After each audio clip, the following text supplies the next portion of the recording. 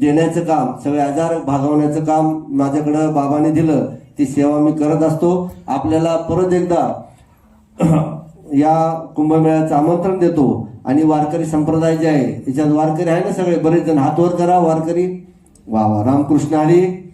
अखिल वारकरी सेवा संघाचा मी राष्ट्रीय उपाध्यक्ष आहे. मी प्रत्येकाला सांगतो, कारण हरिभक्त परायण वडील असल्यामुळं, मी नगरचाच, आपल्या आईला नगरचा असल्यामुळं कोलार भगवतीचा माझा जन्म आहे. मी आवर्जून सगळ्याला सांगतो, कारण मोठं होत चाललं ना तर खेड्याचं नाव लोक सांगत नाही, बरोबर ना. मी उज्जैनचा आहे, मी महाकाळचं, तिथं लिखाण करावं लागतं. पण ज्यावेळेस गावात आलो आणि आपल्या महाराष्ट्रातल्या नगरमध्ये आलो तर आवर्जून सांगतो की मी नगर जिल्ह्याचा आहे. कारण हा स्वाभिमान आपल्याला पाहिजे की मी कुठला आहे. कारण बाकीच्या देशामध्ये ज्यावेळेस पूर्ण देश माझे फिरून झाले ज्योतिषशास्त्राकरता, तिथं सांगावं लागतं मी उज्जैन का हूं, तर जरा बरं वाटतं त्यांना.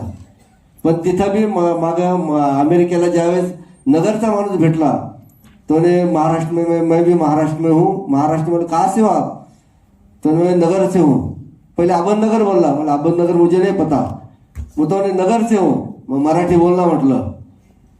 त्याला इतका आनंद झाला, म्हणजे त्याला सुधराना की या अमेरिकेमध्ये राहून ज्यावेळेस मी त्या संग मराठी बोललो, एवढे मोठे गुरु आले, महाकालचे भक्त आले आणि ते मराठीत माझ्याबरोबर बोलले.